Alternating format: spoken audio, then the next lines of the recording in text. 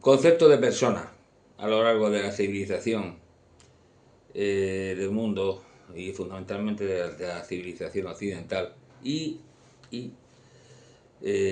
su diferencia con el Islam. Este vídeo se lo dedico al equipo de Fortuna y especialmente a este buen amigo libre pensador que es Néstor.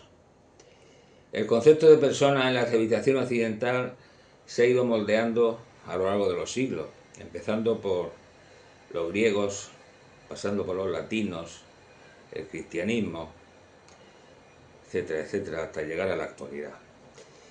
Por un lado, en el contexto grecolatino, Platón habla de no de la persona, sino de el individuo antes que la persona.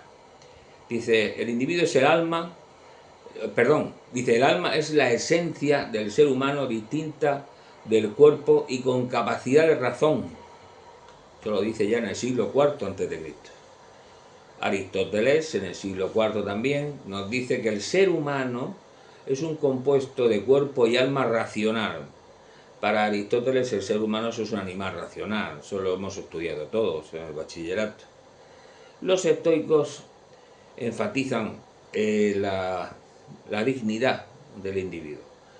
Indican que se trata de un ser racional y libre, capaz de vivir según la razón y según la virtud. Dos elementos, razón y virtud. Los estoicos.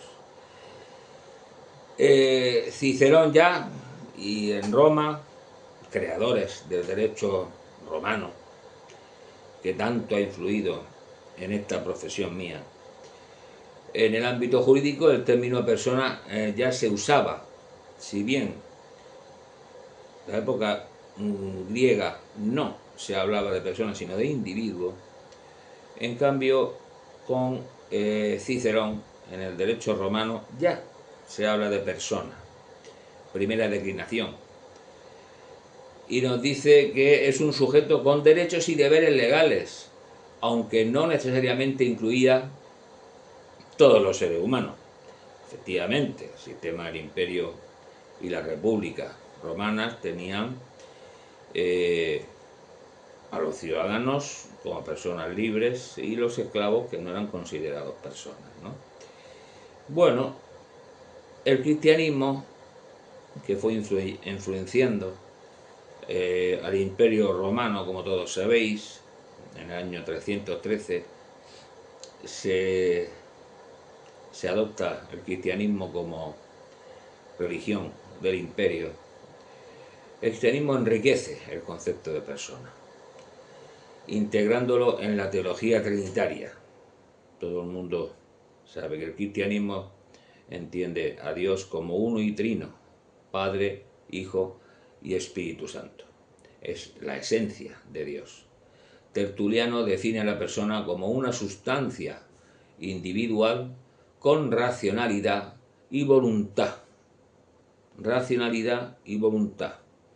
Circunstancia esta que no se daba con los griegos, pero sí por influencia del cristianismo en el concepto de persona de la civilización occidental. Boettio, en el siglo VI, nos dice, y ya claramente, del concepto de persona, es una sustancia individual de naturaleza racional.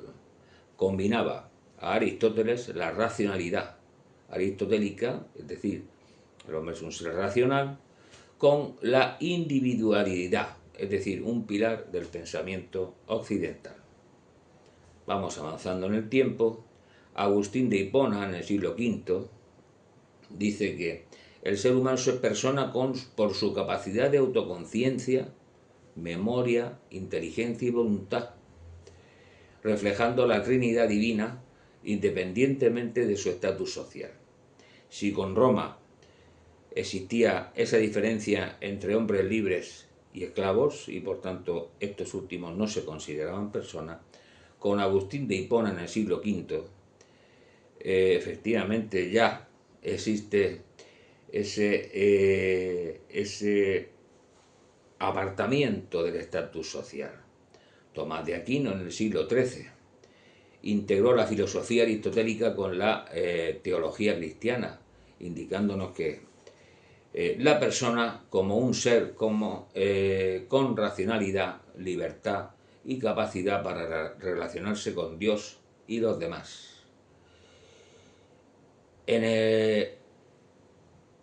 Si nos atenemos a ese concepto, estamos hablando de Santo Tomás de Aquino ya en el siglo XIII.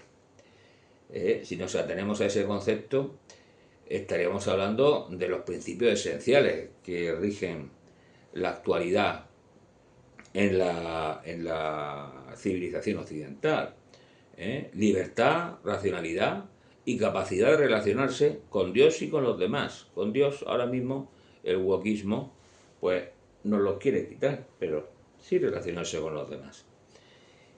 Y esa relación, la actualidad es de carácter asombrosamente infinita, la cantidad de redes sociales que hay para interrelacionarse. A diferencia del mundo grecorromano, donde la dignidad dependía del estatus ciudadano y esclavo, el cristianismo afirmó que todos los seres humanos eran creados a imagen de Dios y tienen una dignidad intrínseca, independientemente de su raza, su género y su condición social. Como vemos, el cristianismo ya nos está dando los fundamentos de los derechos fundamentales del hombre. Libertad y responsabilidad. El concepto de libertad se inicia como libre albedrío, tanto por Agustín como por Santo Tomás de Aquino.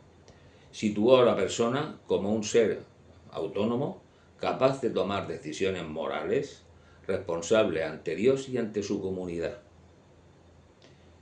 Responsable ante Dios y ante su comunidad, capacidad de tomar decisiones. Es decir, incluso está dando las bases del Estado moderno y lo está haciendo el propio cristianismo. Relaciones, relacionalidad.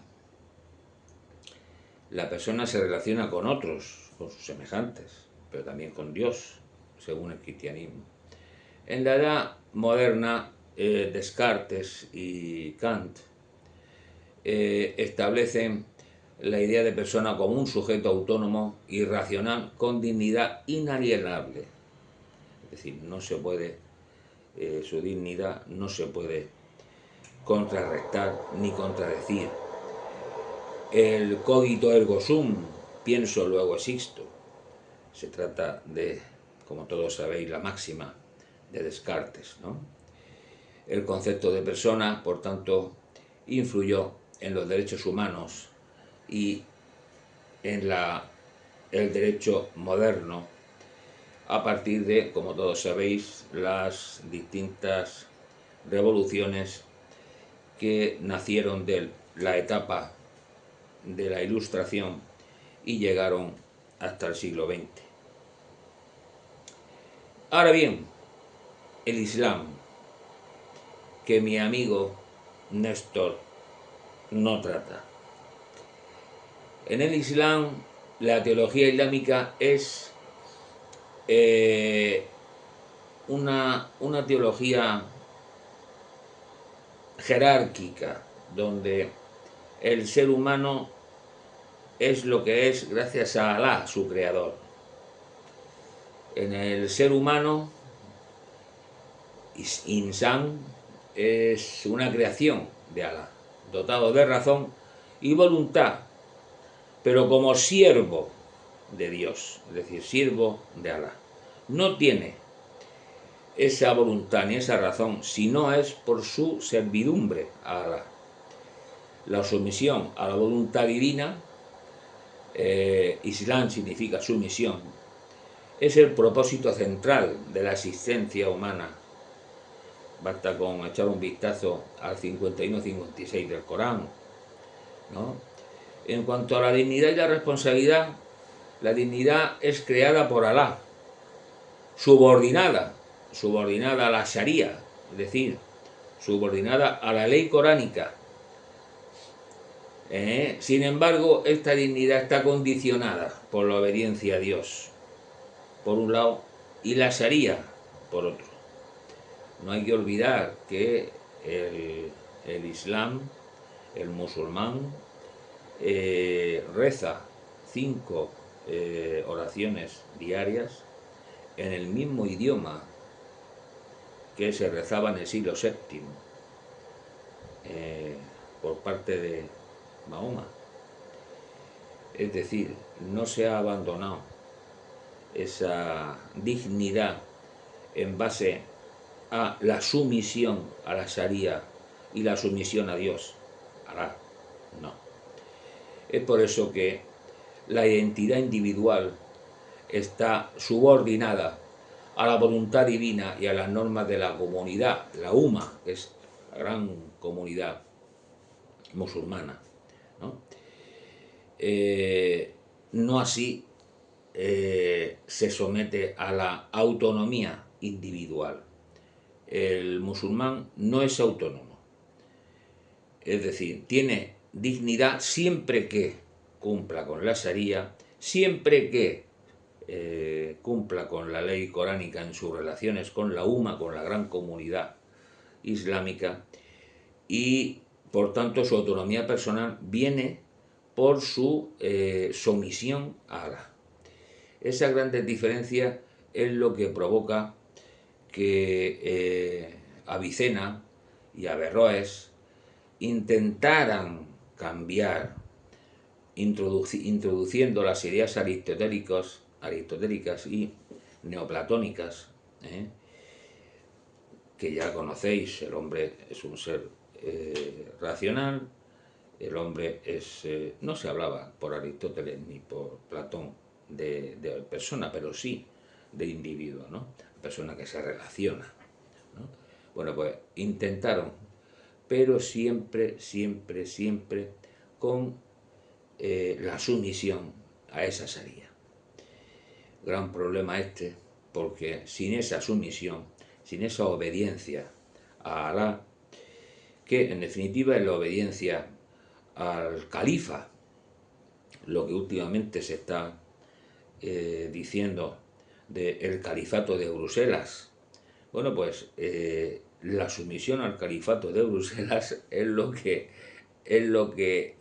provoca el que el musulmán se sienta autónomo, pero siempre bajo un principio que es el de sumisión, pero no el de libertad, que ha otorgado el cristianismo a lo largo de estos siglos hasta la actualidad.